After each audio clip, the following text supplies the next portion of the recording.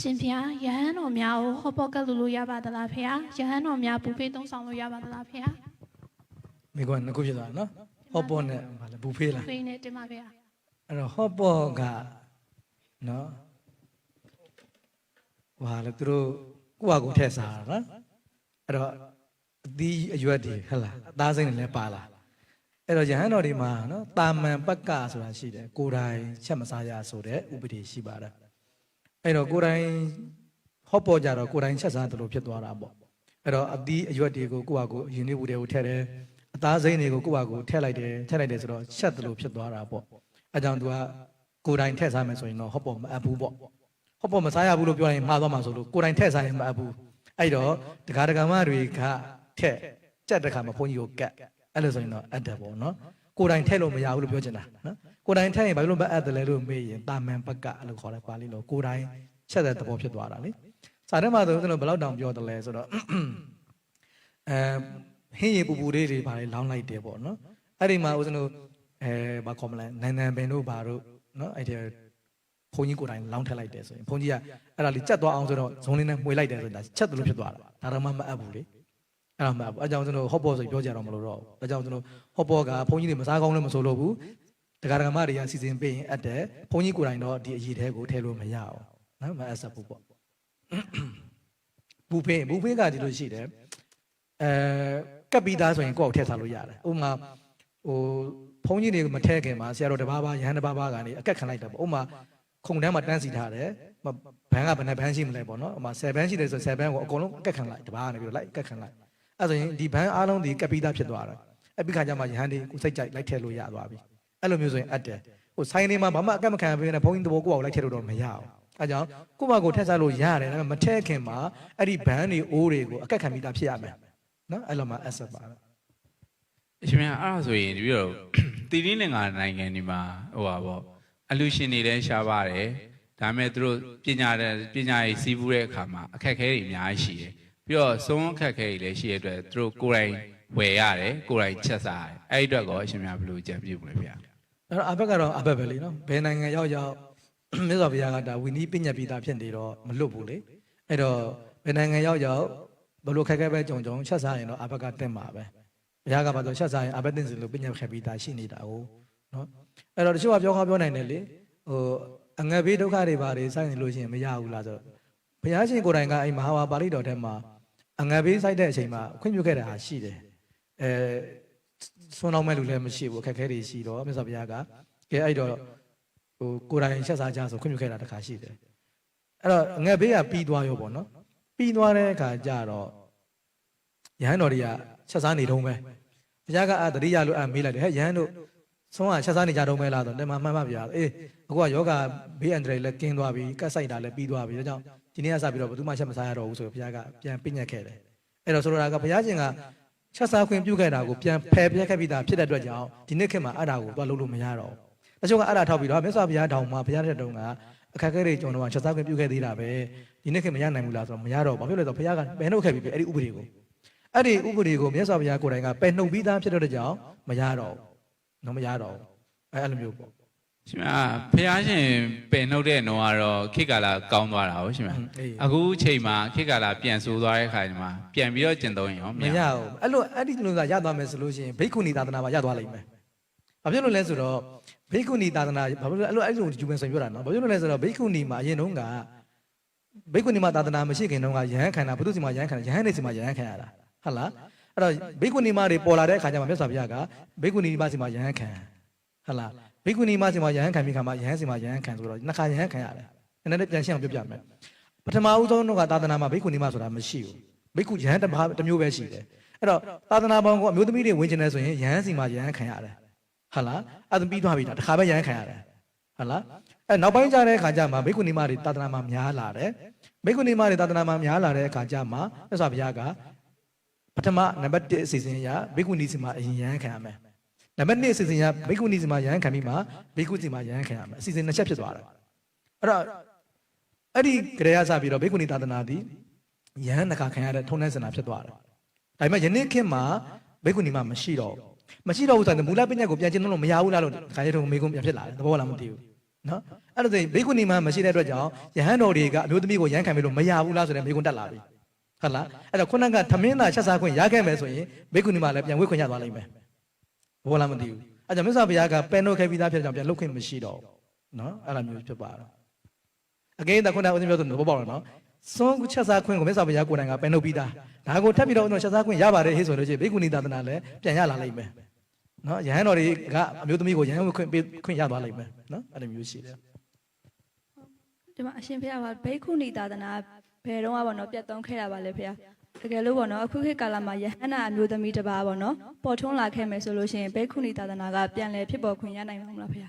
ေဘေကုဏီသာသနာကဦးဇင်းတို့သီရိလင်္ကာအထိကိုရောက်ခဲ့သေးပါတယ်နော်နှစ်ပေါင်း900လောက်ပြီးတော့ခံခဲ့မယ်လို့ယူဆပါတယ်နော်နှစ်ပေါင်း900ဝန်းကျင်ပေါ့နော်အဲ့လောက်ထိတော့ရောက်မယ်ထင်တယ်ထက်ကရာလက်ထက်မှာကျတော့ဘေကုဏီရှိတယ်လို့တော့သိလုံးစားမတွေ့ရအောင်အဲ့တော့နှစ်ပေါင်း900လောက်ထိတော့ဘေကုဏီသာသနာခံခဲ့ပုံပေါ်တယ်ဘေကုဏီသာသနာကနည်းနည်းဝီနီလည်းများတယ်စီကံတွေလည်းအရင်ကြက်တဲတယ်ဘာဖြစ်လို့လဲဆိုတော့ဘေကုဏီမှာကပါရာဇိကကြောက်လည်းအရင်လွယ်တယ်သူကလူထွက်ချင်တဲ့စိတ်နဲ့အဝတ်စားကလေးဝတ်လိုက်တာနဲ့လူဖြစ်သွားပြီပြန်ဝတ်ခွင့်လုံးဝမရတော့ဘူးလားသက်လုံးသွားပြီလားအရင်ဆိုကရဟန်းတော်တွေကအဲ့လိုမဖြစ်ဘူးသူကအဲ့တော့ဘေကုဏီမှာကျတော့တော်တော်စိုးသိက္ခာချစရာလည်းမလိုဘူးလူထွက်ချင်တဲ့စိတ်ကလေးနဲ့အင်ဂျီလေးဝတ်လိုက်တာနဲ့ကိုအဲ့ဒါတပွားလုံးသွားပြီနောက်တစ်ခါလည်းရဟန်းခံလို့လည်းမရတော့သိဝင်လို့လည်းမရတော့ပြီးရင်ဘေကုဏီမှာတယောက်ကရဟန်းအများကြီးနဲ့ဝတ်ခွင့်ပေးခွင့်မရဘေကုဏီမှာတပားဒီတစ်နှစ်မှသူကဘာလို့ရမလဲတပားပဲရမှာသူကဆိုတော့ဦးကျွန်တော်ရဟန်းတွေဆိုတနေ့ထက်မှအများကြီးရဟန်းခံလို့ရတယ်သူတို့ကြတော့မရအောင်ပြီးရင်ဘေကုဏီမှာဖြစ်ဖို့အတွက်ကအဲ့သိက္ခာမှန်ဆိုပြီးတော့ထက်ချင်းရပြန်သေးတယ်အေးတီလာတွေကိုလုံးဝမကြိုးမပေါက်နှစ်နှစ်တိတိကြည့်ရမယ်ကျိုးပေါက်ရင်အစပြန်စတီလာလုံးဝမကြိုးအောင်နော်ကျိုးရင်အစပြန်စနှစ်နှစ်တိတိလုံးဝမကြိုးအောင်ဆိုတော့အရန်ခက်ခဲတယ်ပေါ့နော်ဘေကုဏီတစ်ပါးဖြစ်ဖို့တော်တော်ခက်ခဲတယ်အဲကြောင့်လည်းဘေကုဏီသာသနာပျောက်သွားပုံပေါ်ပါတယ်ဆိုတော့ဘေကုဏီခုနကဘေကုဏီမှာဗာလဲယဟန္တာမဟုတ်လားယဟန္တာမတစ်ပါးပေါ်လာခဲ့လို့ရှိရင်ဘေကုဏီမှာဖြစ်နိုင်မလားလို့မေးတယ်လीနော်ဆိုတော့ဘေကုဏီမှာသာသနာကကျွန်တော်အရင်ဆုံး၅ပါးဖြစ်ဖို့လိုတယ်ဘာလို့ယဟန်ခန္ဓာ၅ပါးရှိမှယဟန်ခံလို့ရတာလေ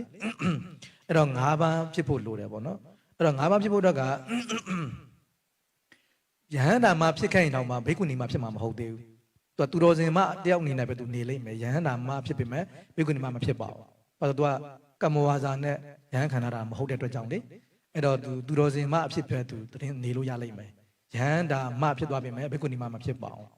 ဘာလို့တိမ်ဝင်ထားတာမဟုတ်တဲ့အတွက်ကြောင့်နော်အဲ့တော့ယဟန္တာမှာ2မျိုးရှိတယ်ဟိုယဟန်မှာ2မျိုးတုတ်တန်ယဟန်နဲ့အဘိဓမ္မာဝိနည်းယဟန်လို့ခေါ်တယ်ယဟန္တာဖြစ်သွားတာနဲ့ automatic ဘိက္ခုနီဖြစ်ပြီးသားဒါတုတ်တန်သဘောတရားအရာဒါပေမဲ့တိမ်ဝင်ကမ္မဝါစာဖတ်မှသာလဲသူကယဟန်ဖြစ်မှာပါနော်အခုတခါရဲတုံးတရားထုတ်လို့ယဟန်တာဖြစ်သွားပါစေယဟန်မခံရင်ယဟန်မဖြစ်သေးဘူ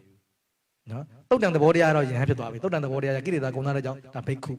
ဒါပေမဲ့သူကဝိနည်းသဘောတရားအရာတိမ်ဝင်ကမ္မဝါစာဖတ်တာမဟုတ်လို့ယဟန်မဖြစ်ဘူးဒါမြတ်စွာဘုရားကအေးဘုခေါ်တာလည်းမဟုတ်ဘူးလေယဟန်ရှင်မျိုးကြီးတယ်ပေါ့အဲကြောင့်ဘေကုဏီသာသနာပြန်တည်ထောင်ခြင်းနဲ့ဆိုလို့ရှိရင်တနည်းပဲရှိတယ်ဘာလဲဆိုတော့ယဟန်စစ်နော်ယောက်ျားယဟန်စစ်ကနေပြီးတော့အမျိုးသမီးပြောင်းသွားခဲ့ရင်၅ပါးယောက်ျားကယဟန်စစ်ပေါ့နော်အမျိုးသားယောက်ျားယဟန်စစ်ကနေပြီးတော့အမျိုးသမီးဘဝကိုပြောင်းသွားပြီပြောင်းနေဆိုတော့မှဟိုလိုထိုင်းနေပါလို့သွားပြောင်းတာမဟုတ်ပြောတာမဟုတ်ဘူးနော်အော်တဘာဝကံသူ့ရဲ့အကုသိုလ်ကံပေါ့နော်လိန်ပြောင်းနေဆိုတာအကုသိုလ်ကံကြောင့်မိမဘဝကိုကုံပြောင်းသွားခဲ့လို့ရှိရင်တော့ဘေကုဏီဖြစ်သွားတယ်အဲ့လို၅ပါးရှိခဲ့ရင်တော့အဲ့ဒီ၅ပါးဒီဘေကုဏီသာသနာကိုပြန်တည်ထောင်လို့ရတယ်တပါးတည်းလို့မရသေးဘူးပေါ့နော်၅ပါးရှိမှရမယ်အဲကြောင့်ဖြစ်နိုင်တဲ့နည်းလမ်းတစ်နည်းပဲရှိတော့တယ်အဲ့တော့ယောက်ျားစစ်ဖြစ်တဲ့ယဟန်ကနေပြီးတော့အမျိုးသမီးဘဝကိုပြောင်းသွားခဲ့ရင်အဲ့ဒါသူက automatic ယဟန်ဖြစ်ပြီးသားမဟုတ်ယဟန်15ဝါရမှလိမ်ပြောင်းသွားတယ်ဆိုရင်သူကဘေကုဏီမဘဝနဲ့15ဝါရပြီးသားပဲသူကထေကြီးဝါကြီးပဲသူက15ဝါရပြီးသားယဟန်ဘဝဝါဒီအမျိုးသမီးဘဝပြောင်းသွားရင်လည်းသူသက်ဆိုင်တယ်သူကအဲ့ယဟန်ကံဝါစာထပ်ဖက်စရာလည်းမလိုတော့ဘူးယဟန်ခံပြီးသားယဟန်ဘွားကယဟန်ခန္ဓာဒီအမျိုးသမီးဘွားမှာအကျုံးဝင်တယ်အဲ့တော့ထပ်ပြီးယဟန်ခံစရာမလိုတော့သူ့ဘာသူကြောင်းခွဲပြီးတော့ဘေကုဏီမှာကြောင်းတီထောင်ရုံပဲသူကအဲ့တော့နောက်တဲ့အဲ့လိုမျိုး၅ပါးပေါင်းသွားလို့ရှိရင်ထပ်ပြီးတော့သူဥပိ္ပဇ္ဇတွေပါဆရာတွေလုပ်ပြီးတော့ကမ္မဝါစာဖတ်ပြီးယဟန်မတွေအများကြီးမွေးထုတ်ပေးနိုင်တယ်အဲ့ကြောင့်အဲ့တန်လန်းမရှိတော့တယ်နော်ယဟန်ဘေကုဏီမှာသာသနာဖြစ်ဖို့ဆိုလို့ရှိရင်ပေါ့အဲ့တော့ဦးဇင်းမြန်မာနိုင်ငံဆရာတော်တွေလက်မခံပါဘူးသူတို့ကထိုင်းမှာလည်းရှိတယ်ထိုင်းမှာလည်း150လောက်ရှိတယ်လို့သိရတယ်တီးလင်္ကာမှာတော့တရားဝင်ခွင့်ပြုလိုက်ပြီပေါ့နော်ထိုင်းမှာတော့တရားဝင်ခွင့်မပြုသေးဘူးဒါပေမဲ့တော်တော်တွင်ကျန်နေပါပြီထိုင်းမှာလည်းအဲ့တော့ဟိုပဲတီးလင်္ကာမှာတော့တရားဝင်ဖြစ်သွားပြီပေါ့ဘေကုဏီမှာသာသနာတရားဝင်ခွင့်ပြုသွားတယ်ဒါပေမဲ့အဲ့ဒါကဘယ်နည်းနဲ့လုပ်ထားလဲဆိုတော့စောစောကဦးဇင်းပြောခဲ့သလိုယဟန်တော်တွေကနေယဟန်ခံပေးတဲ့စနစ်ကနေသွားတဲ့ကိစ္စ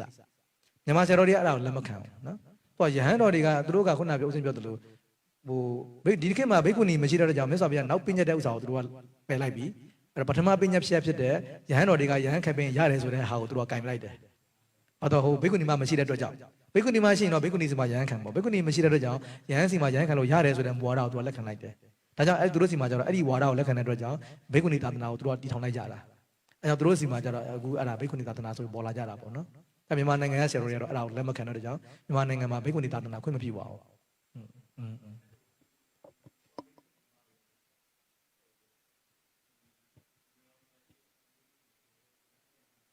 မဖြစ်ဘူးပါအေးပေါ့သူတို့နည်းသူတို့ဟန်ဆိုရင်တော့ဖြစ်မှာပေါ့နော်မြန်မာဆရာတော်တွေရဲ့ဝါဒရဆိုတော့မဖြစ်ဘူးပေါ့ပြောမှာပေါ့နော် တကယ်လို့ဒီမြန်မာပြည်ကလက်ခံလိုက်လက်ခံဖို့မတင်တော့ဘူးလားခင်ဗျာကောင်းတဲ့ဘက်ကပဲ ဒါပေမဲ့ဘုရားပညာချက်ကရှိနေတဲ့အခါကျတော့ဆရာတော်ကြီးတွေကဒီလောက်ထိမစွန့်စားရဲဘူးလေဘာလို့ဘုရားဝိနည်းရှိနေတာအောင်ဒီဝိနည်းကြီးကိုပယ်လိုက်ရင်တော့ရောက်တာပေါ့နော်ခုနဦးသိပြောသလိုလေဘုရားရှင်ကယဟန်မစီမှာအရင်ယဟန်ခံရမယ်ပြီးမှယဟန်စီမှာခံရမယ်လို့ဟောခဲ့တဲ့ဝိနည်းရရှိနေတယ်ဒီဝိနည်းကြီးကိုမျက်ကွယ်ပြုလိုက်မယ်ဆိုရင်တော့ဟုတ်တာပေါ့ဒါပေမဲ့မြန်မာဆရာတော်တွေအဲ့လောက်ထိမစွန့်စားရဲပါဘူးဘာလို့ဆိုဆရာတော်ကြီးတွေကဝိနည်းပညာချက်ကြီးထင်ရှားရှိနေတော့မပယ်ရဲဘူးဒါကြီးကိုနော်ဟိုအဲ့လိုမျိုးဘာလို့ဒီဥစ္စာကဘဝယဟန်ဘဝနဲ့ဆိုင်ဟိုဝိနည်းချိုးပေါက်တယ်နဲ့မဆိုင်ဘူးလေဝိနည်းတွေချိုးပေါက်တာကြတော့အဲ့လောက်ထိမထိခိုက်စေဘူးဒါကြတော့ तू ကလုံးဝကြီးကိုဒါချိုးပေါက်လိုက်လို့ရှိရင်ဘိက္ခုနီသာသနာတစ်ခုပေါ်လာတဲ့အခါမှာမလိုလားတဲ့နော် तू ကအဲ့လိုသာသနာတစ်ခုလုံးနဲ့ပတ်သက်တဲ့ကိစ္စတွေဖြစ်လာမှာ哦အဲ့ဒါကြောင့် Facebook live ကနေပြီးတော့ဆက်ဆက်မေးထားပါတယ်ဖေဟာအရှင်ဖေဟာမေတီလာရှင်တွေနဲ့ရဟန်းတွေရဲ့ဝင်းနီကွာခြားချက်ရှိပါသလားဖေဟာကိုရင်တွေကြတော့အသက်ကန့်သက်ချက်ပြည့်မီရင်ရဟန်းတက်လို့ရပြီးတော့မေတီလာရှင်တွေကြတော့အသက်ဘလောက်ကြီးကြီးကိုရင်တွေနဲ့ဝင်းနီအတူတူပဲဖြစ်နေရတာပါလေဖေဟာမေတီလာရှင်တွေကရဟန်းဝင်းနီမျိုးကိုမလိုက်နာနိုင်တယ်လို့ဖះကယူဆခဲ့လို့များလားဖះတပည့်တော်ကမိန်းကလေးတယောက်အနေနဲ့မမျှတဘူးလို့ခံစားမိတဲ့အတွက်ဖြေချပေးစီလိုပါတယ်ဖះလို့မေးထားပါတယ်ဖះ သီလရှင်သီလနဲ့ဘိက္ခုယဟန်သီလကိုရင်သီလမတူပါဘူးနော်သီလကိုရင်ကြလို့ရှိရင်ဦးဇင်းတို့7ပါးသီလကိုအခြေခံပြီးတော့သီလတွေအများကြီးဖြစ်ခြင်းရပါတယ်အချင်းချုပ်အပြင်ကိုရင်သီလဟာ119ပါးရှိတယ်ကိုရင်သီလနော်အချင်းချုပ်ကမဲသီလရှင်သီလတိတိကျတော့ဦးဇင်းလည်းမသိဘူးပေါ့နော်ဒါပေမဲ့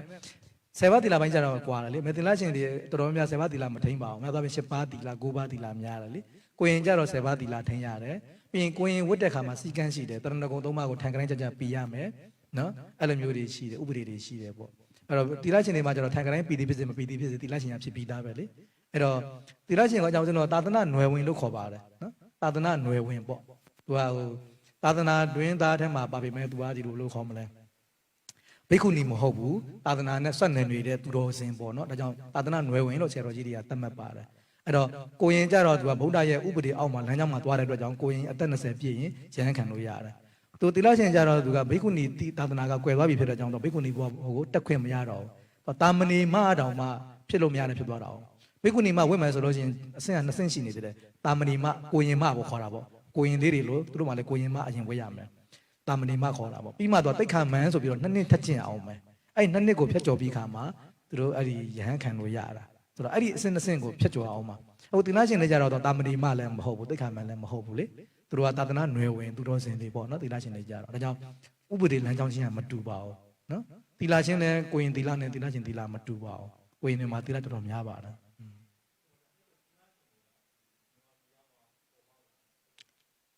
်ဟုတ်တယ်သီလရှင်ကဒီလိုဦးဇင်းတို့မင်းတို့မင်းလက်ထက